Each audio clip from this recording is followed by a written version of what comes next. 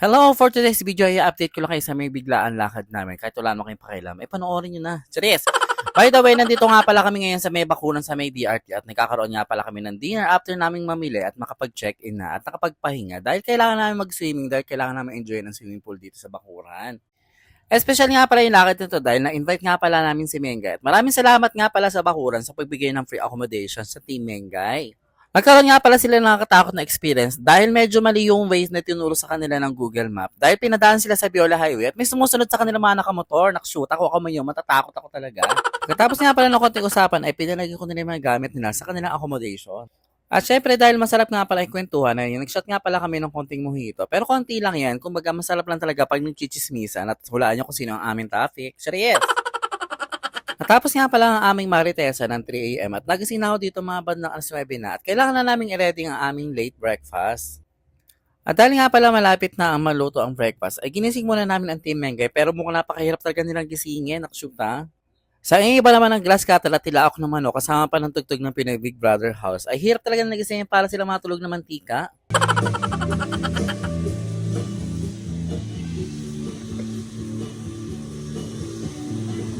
At dahil din naging effective sa Team Mengay yung tugtog ng Big Brother House, sinubukan namin at kunyari kami nagigising-gisingan. Pero kanina pa talaga kami gising, eme-eme lang yan.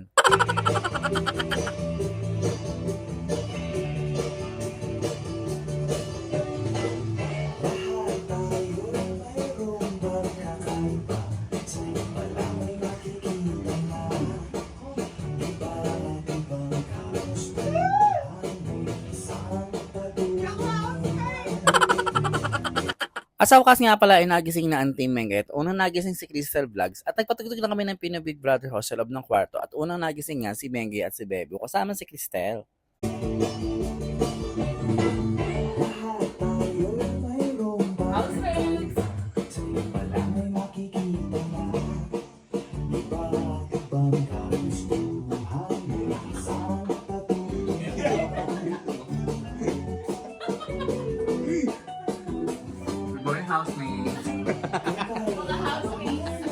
Kami nga palang Team Sir Alvin ang nagre-ready ng breakfast dahil mamayang lunch at dinner ay si Mengay at si Bebo na ang nakatoka.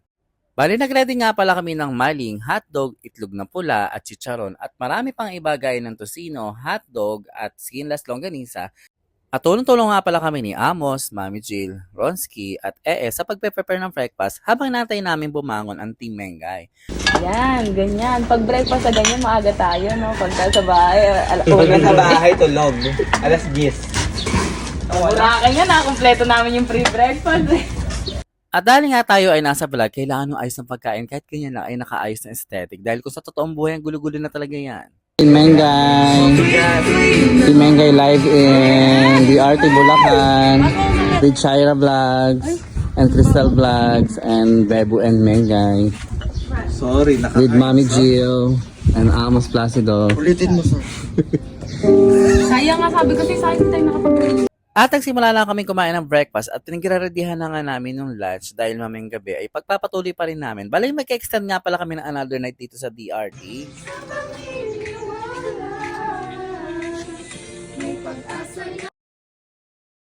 Matapos nga namin mag-breakfast ay dumiretso na kami sa may palengke ng DRT at kailangan namin mamili ng mga karne at gagamitin sa may sopas at uulamin namin bilang lunch hanggang dinner na dahil mag-extend nga kami ng another night dito sa DRT.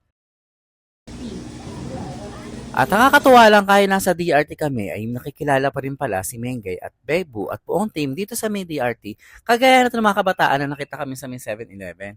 Sana ba ng araw may magpa-picture na rin sa akin? Cheers! At dahil nag-stand nga kami, kailangan namin lumipat ng accommodation dahil may nakabook talaga sa may room na ginagamit nila Mengay. So, ang choice na lang ay maghanap kami ng bagong room kung saan kami kakasyang 11. At buti na nga lang available ang EJ campsite at pumunta muna kami dito sa may tindahan ng Itek dahil kakainin namin sa dinner. At nag-ready na nga at nag-retouch muna si Mengay dahil makapalaban at syempre kailangan fresh na fresh all the time. At dito pa nagtatapos ay sana sa sunod na part ng video na to ay mapanood nyo pa rin ako. Hanggang dito na lang. Paalam!